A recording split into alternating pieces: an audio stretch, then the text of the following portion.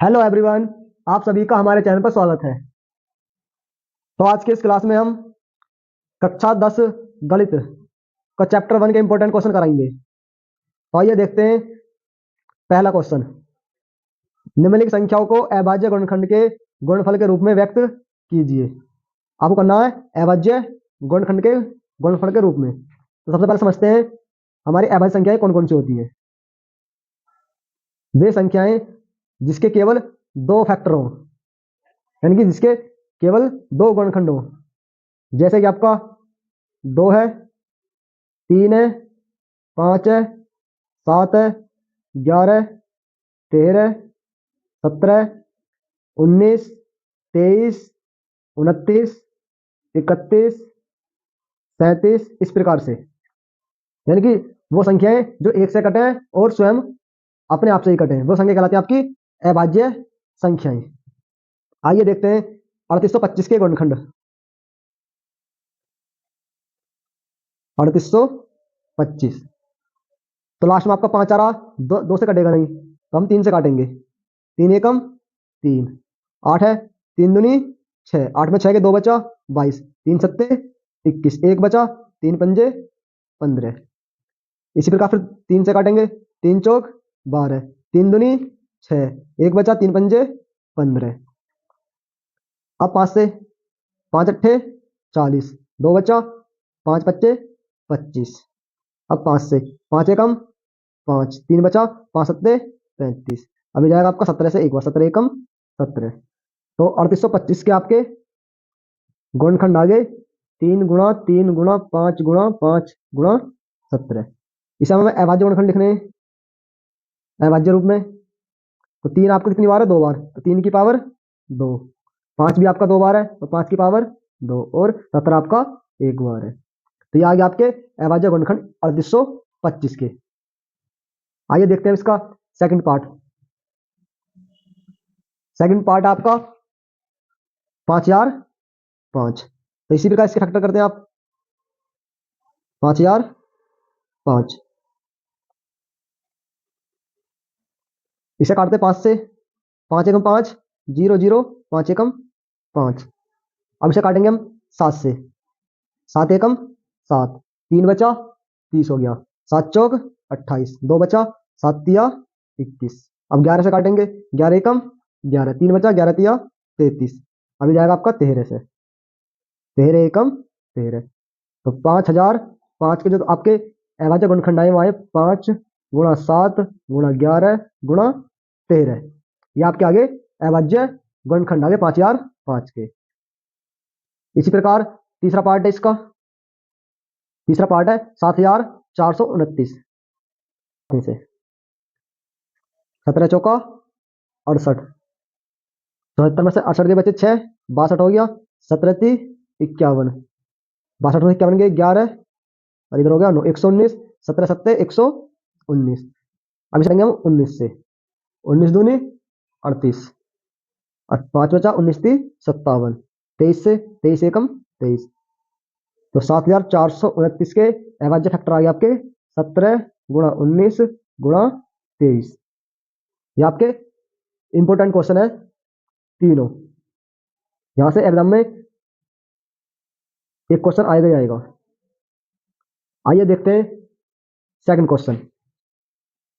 Second question आपका अभाज्य गुणनखंड विधि द्वारा निम्नलिखित पूर्णांकों के एचसीएफ और एलसीएम ज्ञात कीजिए। तो आइए देखते हैं, पहले 12 फैक्टर करते हैं। 2 से, 2 छिक्का 12, 2 तिया 6, 3 एकम 3। इसी प्रकार 15 के, 3 से 3 पंजे 15, 5 एकम 5, 21 के, 3 सत्ते 21 और 7 एकम 7। तो 12 के फैक्टर आए आपके 2 गुणा 2 गुणा 3। इसी प्रकार 15 के फैक्टर आपके 3 गुणा 5, और 21 के फैक्टर आपके 3 गुणा 7।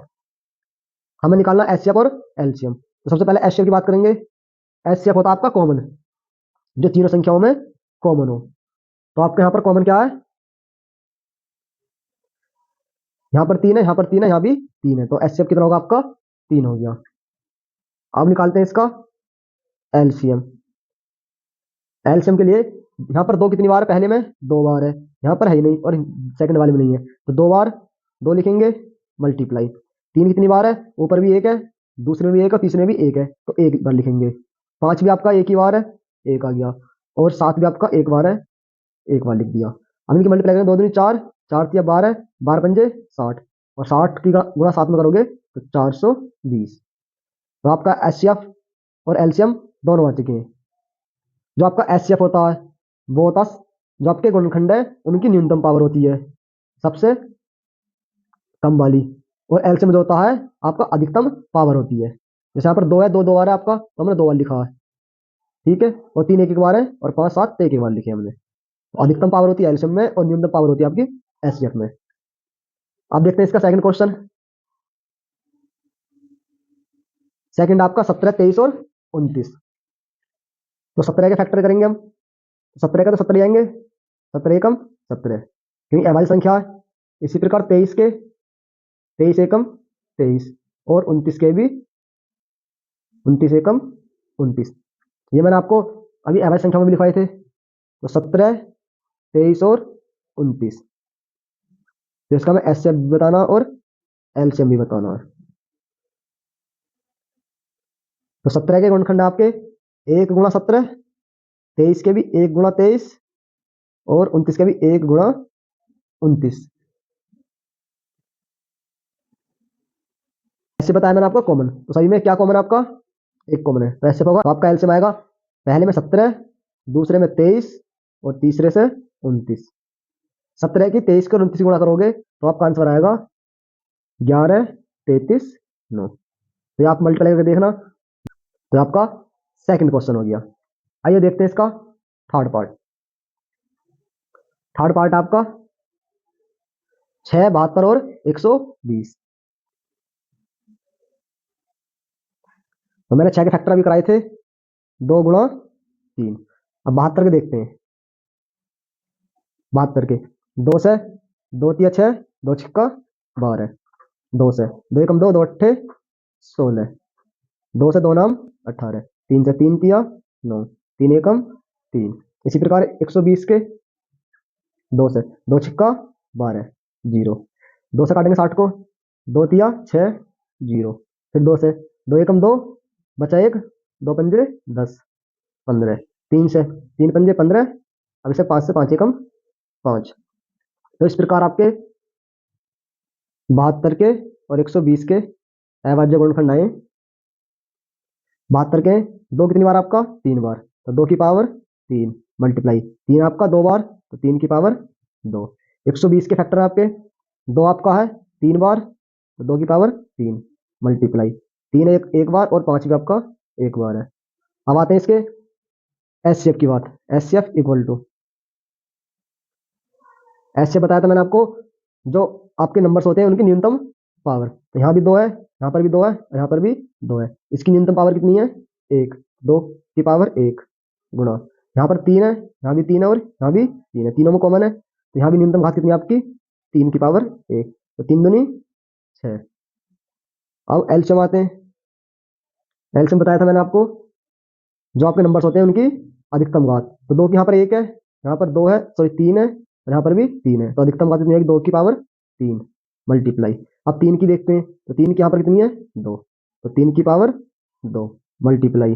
अब 5 कितनी बार आपका, 1 बार, 2 की पावर 3 की वैल्यू आएगी 8 मल्टीप्लाई 3 की पावर 2 की वैल्यू 9 मल्टीप्लाई 5, 8 पंजे 40, और 40 की 9 में गुणा करोगे तो 9 चौक 36, 360 आ गया। तो आइए देखते हैं क्वेश्चन नंबर 3। एचसीएफ 306 और 657 का दे रखा 9, और एलसीएम 306 657 ज्ञात करना। यानी कि दो संख्याएं, एक संख्या 306 और 657, उसका एचसीएफ दे रखा आपका 9, और एलसीएम में पूछ रहा आपको इन दोनों संख्याओं का। तो आइए देखते हैं।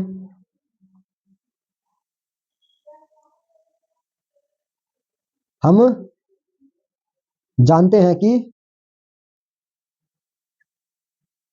एलसीएम मल्टीप्लाई एचसीएफ बराबर पहली संख्या गुणा दूसरी संख्या। एलसीएम हमें निकालना है। एलसीएम मल्टीप्लाई एचसीएफ दे रखा आपका 9 बराबर पहली संख्या आपकी 306 गुणा दूसरी संख्या आपकी 657।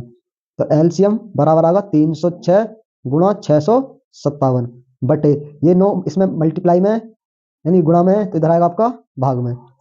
9 से 657 को भाग देंगे तो 9 सत्ते 63 बचा 2 9 तिया 27। 306 की 73 में गुणा करेंगे तो आपका एलसीएम आएगा 22 33 8। ये आपका आंसर आ गया। आइए क्वेश्चन नंबर 4 देखते हैं। क्वेश्चन नंबर 4 है अभाज्य गुणनखंड विधि द्वारा 96 और 404 का एचसीएफ ज्ञात कीजिए और फिर इनका एलसीएम ज्ञात कीजिए। तो पहले 96 के और 404 के अभाज्य गुणनखंड करते हैं। 96 2 से 2 चौक 8 2 अट्ठे 16 2 से 2 दूनी 4 2 चौक 8 2 एकम 2 2 दूनी 4 2 छिक्का 12 2 तिया 6 और 3 एकम 3।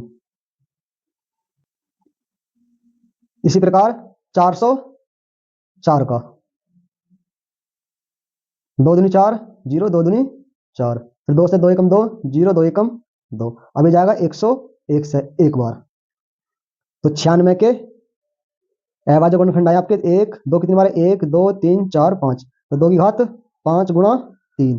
इसी प्रकार 404 के अभाज्य गुणनखंड है 2 आपका 2 बार है 2 की पावर 2 मल्टीप्लाई 101। अब हमें बताना एचसीएफ। तो एचसीएफ बताया मैंने आपका कॉमन। तो कॉमन कितना आपका इसमें यहाँ पर और इसमें 2 कॉमन है तो 2 की पावर यहाँ पर 5 है यहाँ पर 2 है तो एचसीएफ होता है न्यूनतम घात तो 2 की पावर 2।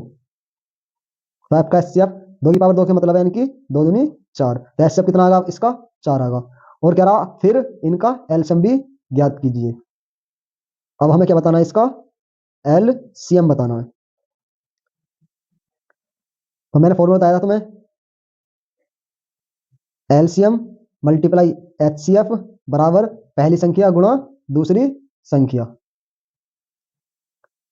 एलसीएम हमें निकालना है एचसीएफ आया आपका 4 पहली संख्या 96 और दूसरी संख्या आपकी 404 ये 4 गुणा में इधर जाएगा भाग में तो एलसीएम बराबर 96 गुणा 404 बटे 4 4 से जाएगा 4 एकम 4 0 4 एकम 4 तो एलसीएम बराबर 96 गुणा 101 बराबर 96 के 100 में गुणा करेंगे तो 96 आपका क्या आएगा आंसर आएगा।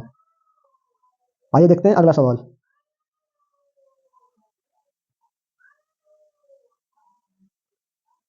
नेक्स्ट सवाल है व्याख्या कीजिए कि भाज्य संख्या क्यों है। भाज्य अभाज्य संख्या की मैंने आपको डेफिनेशन बता रखी है। अभाज्य संख्या वो होती है जिसके केवल 2 गुणनखंड हो और भाज्य संख्या वो होती है जिसके 2 से अधिक गुणनखंड हो। तो पहला सवाल देखते हैं इसका 7 गुणा 11 गुणा 13 प्लस 13 कॉमन आपका 13 कॉमन है तो 13 कॉमन ले लिया हमने। आपका बच रहा 7 गुणा 11 गुणा 1 प्लस 1 बचेगा यहाँ से 13 कॉमन यहाँ से 13 कॉमन आएगा तो क्या बचा दोनों जगह 1 बचा 13 11 सत्तर 77 77 एकम 77 प्लस 1 बचा तो 13 गुणा 77 में एक जोड़ोगे कितना आएगा आपका 78 आ गया। तो मैंने बताई थी आपको भाज्य संख्याएं जिसके 2 से अधिक फैक्टर हो तो एक फैक्टर आपका 13 आ गया 78 के भी 2 से कटेंगे और इसका फैक्टर 1 भी आएगा तो यहाँ पर कितने हो गए 2 से अधिक फैक्टर हो गए तो अतः दी गई जो संख्या है भाज्य है। अब देखते हैं इसका सेकंड पार्ट 7 6 5 4 3 2 1 प्लस 5।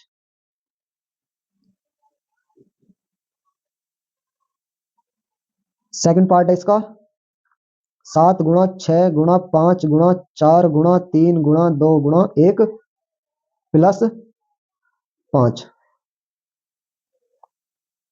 तो यहाँ पर कॉमन है 5 है यहाँ भी 5 और यहाँ भी 5 है तो 5 क्या आएगा आपका कॉमन तो 7 गुणा 6 गुणा 5 की जगह 1 बचेगा गुणा 4 गुणा 3 गुणा 2 गुणा 1 प्लस यहाँ भी क्या बचेगा तुम्हारा 1 बचेगा तो 5 7 6 42 42 चौका 168 168 में 6 की मल्टीप्लाई करेंगे तो 1008 प्लस का 1 बचा। यहाँ पर 5 गुणा 1008 में एक जोड़ोगे तो 1009 आएगा। यहाँ पर भी 5 का फैक्टर एक और 5 आएंगे और 1000 के भी फैक्टर 1009 के फैक्टर हो गए 2 फैक्टर तो यहाँ पर ये हो गए और एक इसका फैक्टर आएगा आपका 1 भी आएगा तो 2 से अधिक हो गए तो इसीलिए या अतः दी गई संख्या भाज्य संख्या है।